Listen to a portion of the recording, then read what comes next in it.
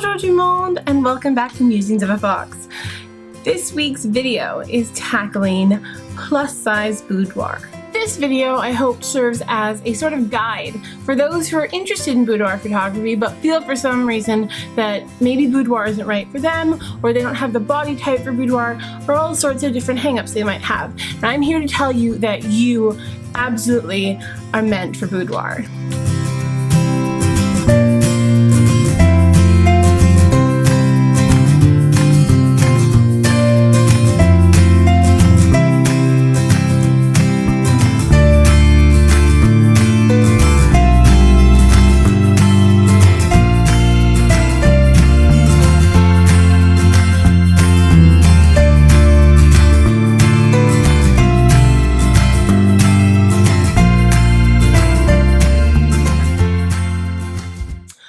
Wedding day presents to my now husband Joel was a book I had made of a boudoir shoot done for me by my maid of honor Victoria Hungerhurst of Dungy Media. On my wedding day, or more like the night before, all my bridesmaids really wanted to check it out because most of them had only really heard of boudoir photography but hadn't really seen what it looks like. I won't say a non-model. And talking with one of my closest friends, I realized it might be helpful if I talk about my experiences with boudoir, but in the form of a guide. I hope these tips I come up with serve as a useful guide for you when deciding if boudoir photography is right for you. Hint, it is. My first tip for anyone who's considering boudoir photography is you have to define sexy for yourself. I think a lot of people hear the term boudoir photography and think that they need to be as scantily clad as possible, as done up as possible, and in certain specific poses that evoke maybe an old Hollywood film style. But the true definition of boudoir comes from an old French word for a private room. So how do you dress boudoir? Exactly as you feel comfortable in a private room of your own, whatever that means to you. Because this was intended as a gift for my then fiance, now husband, I decided that I wanted his input on the shoot. He knew it was happening. We had planned to do the shoot while on our co-bachelor-bachelorette getaway, so you kind of have to tell the guys you're going with that they need to be locked in a room for an hour to 2 hours while you and your maid of honor run around a rented cabin half naked taking photos. Anyway, so I know that Joel is not an over-the-top, frilly-froofy lingerie type, so I said to him, here, handed him my laptop, and I gave him two lingerie, I didn't want to call them lingerie, because actually we ended up ordering from Torrid. So I handed him the laptop and said, okay, you pick what you want to see. We have open, honest communication. I wasn't scared of what he'd pick. Plus, that way it would control what we both felt comfortable showing and not showing on camera. The most important thing about boudoir is that it's personal. It has to mean something to you and the person you may intend to give these photos to. So maybe that means fancy underwear. Maybe it means no underwear. Maybe it means fully clothed. Boudoir is about sensuality, not about blatant, erotic, sexy, sweaty person in in a hypersexualized setting. It's about sensuality, and that means something different to everyone. So whatever you feel conveys your sexuality and your sensuality is exactly what the boudoir shoot should look like. Disclaimer. Nowhere in this guide will you find tips on how to diet and exercise for a boudoir shoot.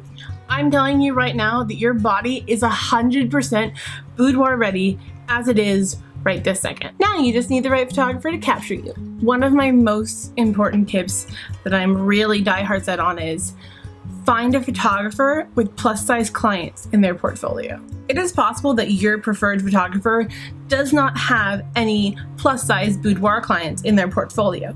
This is not uncommon depending upon who has reached out to them or what their previous clients have said they can and cannot share online or on social media about their shoot. But if the photographer has beautiful plus-size clients proudly on display, you can be sure that they know the intricacies of shooting a plus-size body. Here's a tough reality when researching professional photographers. All body types photograph differently. Now, I am not about to get into a discussion of what I feel is a really loaded, controversial word, flattering. If your photographer is used to working with short to average height clients, the same angles are not going to work on a taller client. If they try to use the same angles, it's gonna end up looking like a Godzilla-inspired shoot. The same guideline applies to different body types. Now again, my photographer was my maid of honor, and she was also one of the photographers on my very first engagement shoot. And by very first, I mean, by the time I got married, I'd had about 3 engagement shoots. So I had full confidence that she would photograph me with sensitivity, respect, and honesty. The photos from this shoot are 100% my body. There is not one lump or one roll that has been photoshopped. Trust me. While mass media may not find all these photos to be flattering, they're my body, which I wholeheartedly love, and so does the person who these photographs were intended for. Finding a photographer with plus-size clients in their portfolio is important across all types of photography. When my husband and I were looking for our wedding photographer, because Victoria was serving as our maid of honor, her second shooter is my bridesmaid, pretty much I hired all my favorite photographers to be in my wedding party. So I couldn't hire them, because that was good planning. But luckily, we found our wedding photographer. Now, when I was looking through her galleries, I didn't quite see people with similar or larger body types to mine. But I wasn't worried, because the way she captured her subjects just emitted light and love and exactly the emotions you hope to capture on such an important day. One of the first issues we ran into is that our photographer is much shorter than my husband's 5'11" and my 5'8", plus the 4-inch heels I decided would be a great idea to wear during our engagement shoot. And she was typically used to shooting from a lower angle. A lower angle on plus-size bodies? Let's just say, unfortunately, the end result of our first engagement shoot was not what we wanted. Luckily for Joel and I, our wedding photographer is an incredible person, and we were able to have an open and honest discussion about the shoot. And we both agreed that we had some research to do. Her on angles and me on posing. She also graciously and generously offered to do a reshoot. And the results were absolutely magical, and the photos from our wedding even more so. But this was a very special situation. We had time on our side. We had time for learning experiences and to do the research. When you're doing a one-off shoot like Boudoir, you only get the one shot and you both have to be on the same page. So if you can go in feeling confident that your photographer knows how to best convey the beauty of your body type, then you're already far ahead in the game. My first suggestion, practice. If you're trying hair and makeup that's outside your normal routine, don't be afraid to practice. Unless your day job is as an underwear or bathing suit model, this shoot is gonna be awkward. It's going to feel awkward posing in your skivvies and owning your sexuality for possibly the first time on camera. If possible, practice your hair and makeup as many times as it takes it to get to feel normal, and take a bunch of selfies. Learn your angles for yourself. Learn how you feel you pose best. Like me, if you were doing falsies for maybe the 5th time in your life outside of musical theater, learn how to bat those falsies without gluing your eyes shut. Even working a new hairstyle can be cumbersome when you're trying to do sensual or artistic poses. If you're not used to having voluminous curls and you're used to having your hair up in a bun, you're gonna have different head movements, and those are good to practice. I have a penchant when curling my hair to look like the Beast in his makeover scene before the big dance scene with Belle. So I made sure that the day of the shoot, I had practiced having loose, wavy, hand-combed curls rather than fresh, tight ringlets. I decided to do my own makeup for the shoot, which gave me plenty of time before our trip to practice that perfect level of dewy skin, what eyeliner was gonna not sweat off, what lip shade looked natural, but not like I forgot to put anything on. If you're curious about the makeup that I wore for my boudoir shoot, next week's video will actually be my first ever makeup tutorial on this channel doing that makeup for you. Make sure you hit that subscribe button so you don't miss it. Another way to make sure you're as comfortable as possible during your shoot is to meet your photographer before the big day. Try to meet them for coffee and get to know their personality. Again, I know my photographer was my maid of honor and one of my best friends. That still didn't make it not awkward to be in my underwear, especially during some of the more sexy poses. But you know what helps cut the awkward? Music. Music that makes you feel good, the music you can't help but start shaking it to, that is perfect for a photo shoot. Whatever makes you comfortable, and forget that the camera's flashing away, Also, music is a great inspiration when you feel like you're stuck in the same poses. Pose shots are great in boudoir, but if you got good music going, you're gonna get the most beautiful candids that you wouldn't expect. Photos of you laughing, photos of you just feeling the moment that without something to cut the tension might come off more stiff. The other perk of music, no one can hear it in the photos, so blast that in sync, the Backstreet Boys, the Spice Girls, whatever gets you shaking it. My last suggestion on comfort is you might go into this thinking you know exactly what you want to wear, thinking that as soon as the day comes, you'll be ready to just throw off the robe and stand there in your bra and panties. Maybe that might not be actually how you end up feeling. It's always good to pack a plan B. Maybe it's a robe, maybe it's a sheer wrap, anything that lets you start to take off the layers at your own pace. Don't rush yourself. You need the time to feel comfortable in your own skin. And plus, this adds a beautiful element. The right photographer will know how to take your shyness and turn you into the most irresistible coquette. All right, so my fourth tip is do your research and know what you want.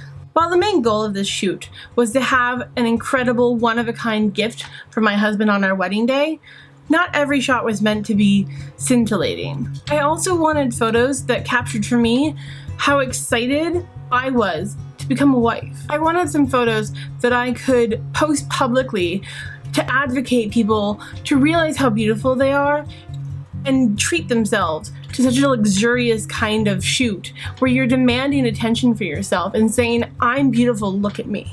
And maybe you're worth a little bit of worship. Because I was focused on who the shoot was for, I feel my excitement and my confidence radiates in every photo.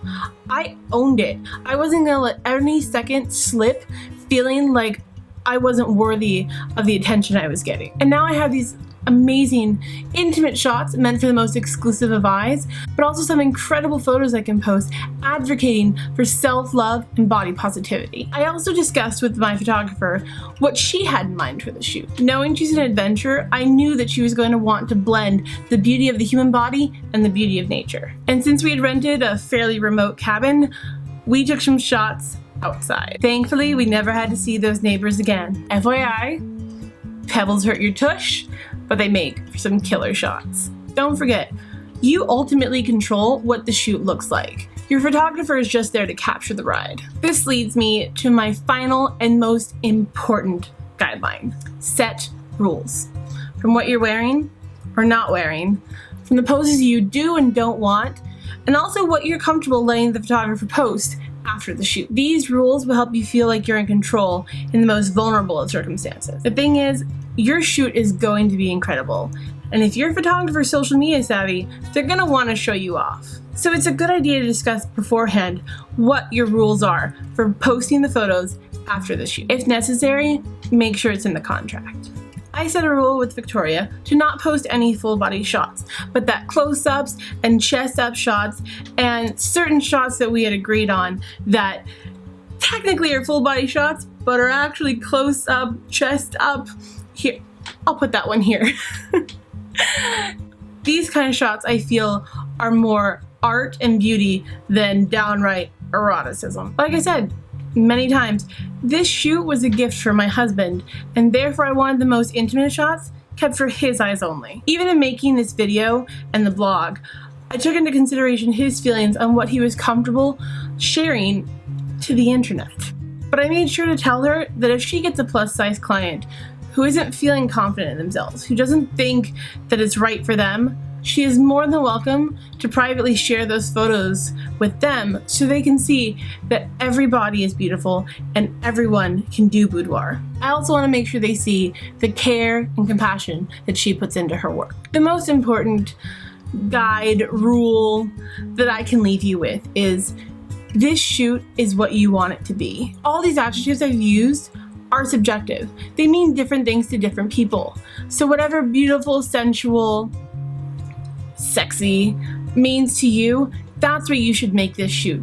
Not what anyone or Instagram or Pinterest tells you what boudoir is. This is your moment and what you want to express between you and a possible partner. But all these versions of confidence, beauty, sensuality are worthy of being documented. On that note, thank you for joining me for this body positive plus size boudoir guide.